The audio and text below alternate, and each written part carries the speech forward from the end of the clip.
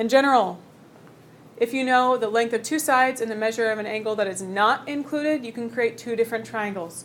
So notice here how this angle that's marked congruent, it's outside of those two sides.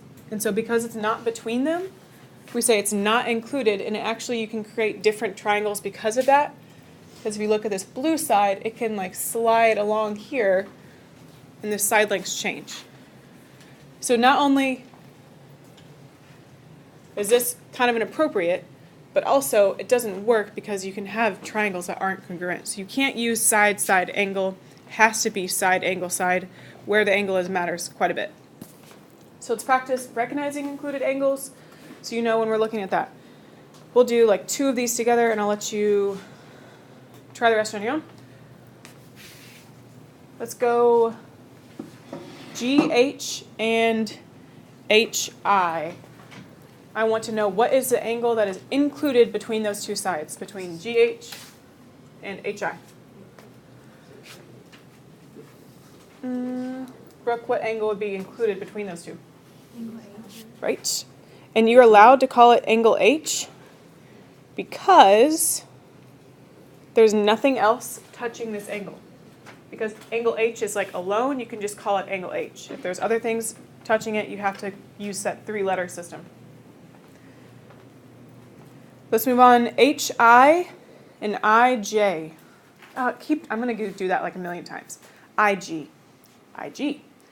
What is the included angle between those two, Aiden? I. Yep, and instead of calling it I, can you use three letters? H-I-J. Right. Or H-I, see you did too, H-I-G. I get that. I've done that all day.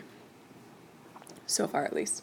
H-I-G is what it has to be. You can't just call it I because I is also a part of that angle down below.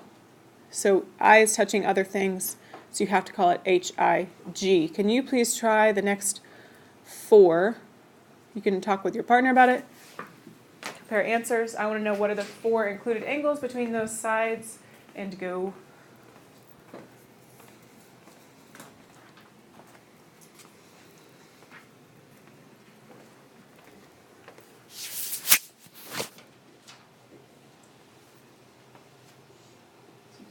Angle I because I is touching other things. So you have to call it H-I-G.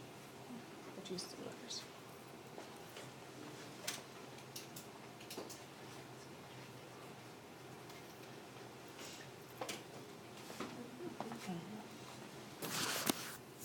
Luke, what do you have for number 3? I, G, and HG. I got H-G-I. Right, and you have to use three letters because G is touching other things. Reese, what do you have for number 4? G-I-J. G-I-J. Angle G-I-J. You can't use angle I as a way to label it because I is touching other things. How about number 5, Tori?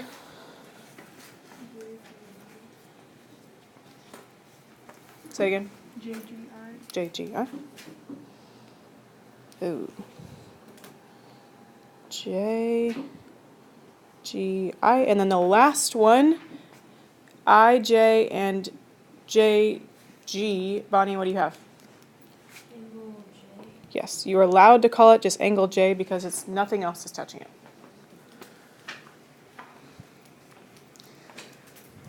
Okay, now I like this next section because we get to look at pictures and decide, are they congruent? It's saying they're congruent. Is that true or is it false?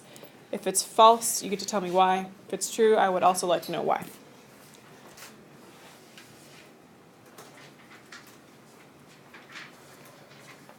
Okay, let's move on. Number 1.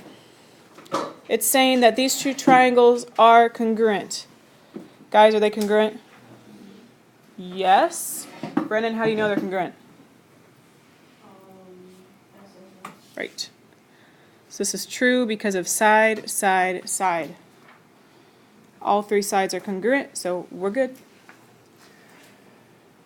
Number 2, your side lengths here, we're doing ACB and CAD. Your side lengths are 3, 7, and 9, and 4, 7, and 9. Are they congruent? Yes? No? No. Cruz, why not?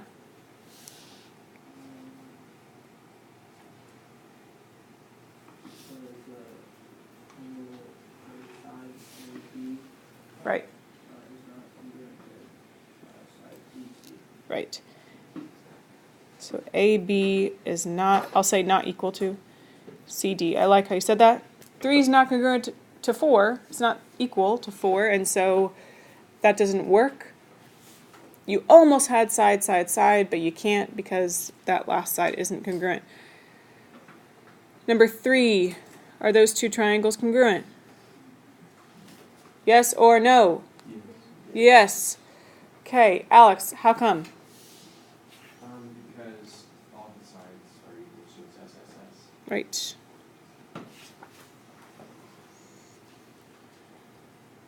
Number 4. I like this one. Oh, not number 4, number 9. We're skipping around. Okay, number 9.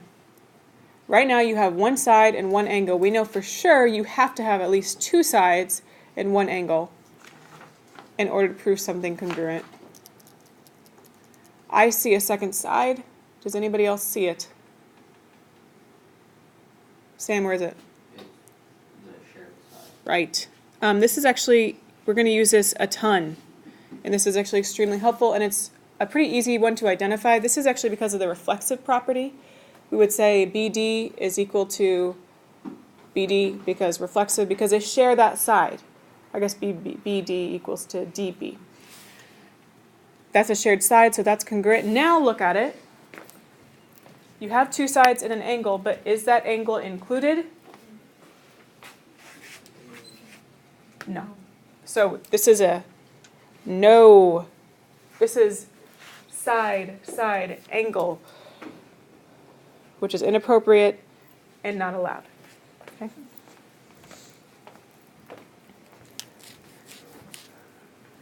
Number 10. You have two sides and an angle. That's good. What do you guys think? You say it out loud. Yes or no? Are those congruent? Yes. Jacob, what do you think? Yes. And why is that? SAS. Right. Someone in my second hour asked me, can you use hypotenuse leg for this? What do you guys think?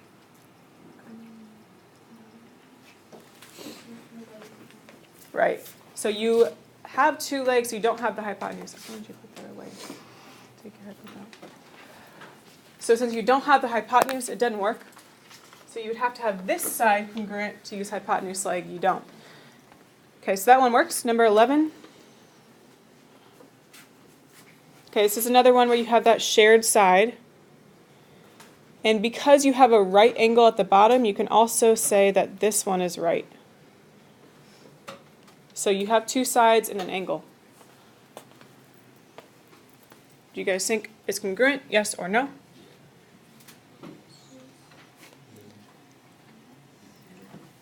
YXZ and WXZ. There's two problems. One, the corresponding parts are not congruent. What's the other problem, Aiden? Right. It is on the left, but on the right, it's side, side angle, so that doesn't work. So this is a no for multiple reasons, but we'll say mainly because this right here is side, side angle, and that's not going to work.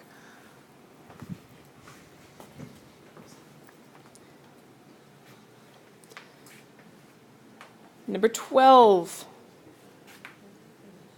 I'm actually going to have you do numbers 12, 13, 14. Work with your partner, and then we'll talk about it in just a second. If you haven't done those yet.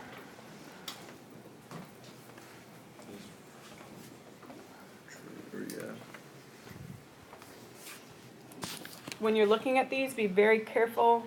Pay attention to your angle. Is that an included angle or not?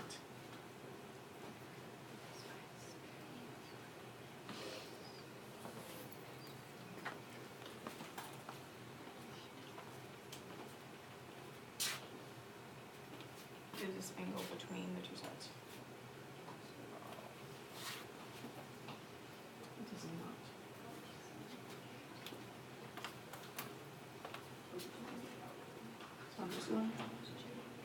This, on this one, we need another side. Where can we get it through? Right. So is that angle included? Yeah.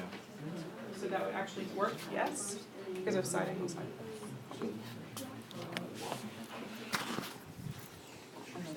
What about this one? I said, yeah, because. Is this angle included between them? Is it between the two sides? Yeah. See how it's outside of the angle would have to be Oh, right so there. it's Needs to know. Okay. I hear you chatting, which is fine. So let's talk about it. Number 12, Abby, what do you think? Yes or no? Yes. Yes. What'd you say Side. for number 12? Or side angle side. We've got two sides and angle, so I see why you're saying side angle side. We're not quite there. Dylan, what's the problem for number 12? It's on the outside. Right, so you see how the angle is not between the two sides? Mm-hmm. So, and I saw a lot of you writing this, and so it's a common mistake, and it's, at first, it's kind of hard to catch. This one is no, because that angle is not included. It's not between the two sides. No, because of side angle. Okay, let's look at number 13. We need two sides and an angle at least. Luke, where could I get that second side? On the line that's connecting each line. Right. So Luke, is that going to work now? Yes. Yes. How come? Side angle side. Okay, that one is good. Because this one works because that angle is between the two sides. So if you didn't mark the side that's shared, mark it. And then the last one, I like this one a lot.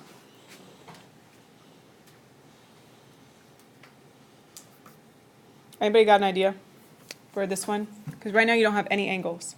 You also only have one side. So we for sure need another side and we need another angle.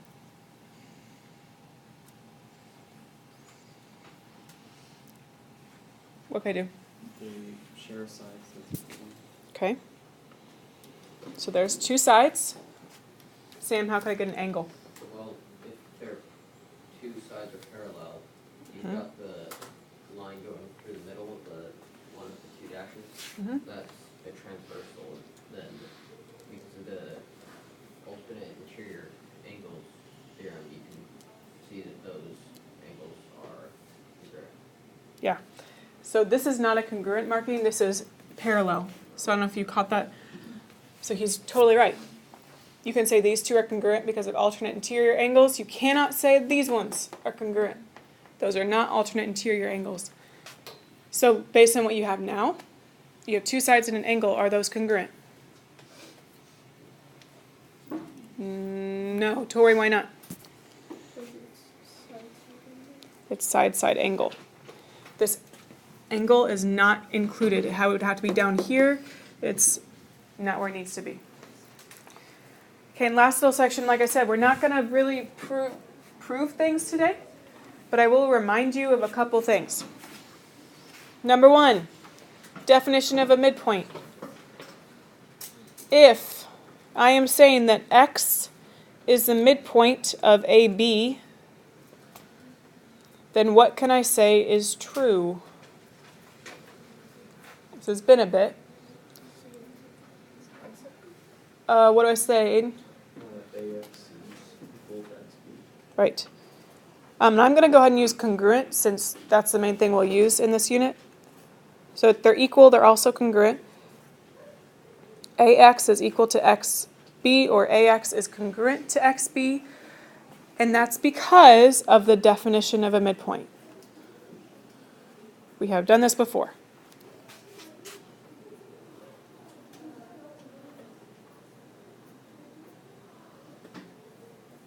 So when you have your proof and you have your statements and reasons, you'd say those two are congruent because of the definition of a midpoint. Okay, and then we have an angle bisector here. If RW is an angle bisector of SRT, so of this angle, then what can we say is true, Brooke? Angle SRW is equal to Right. And I forgot to mark these up here. So I'll mark these ones congruent as well. These two angles are congruent then? It's hard to do that. These two. Okay. Those two are congruent because of the definition of an angle bisector. So again, Brooke said that's SRW and TRW.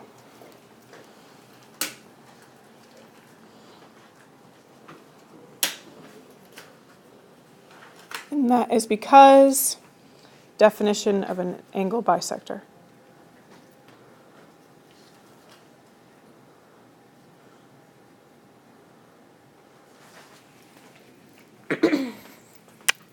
Like I told you, we'll have a quiz next week, so please summarize what we talked about today.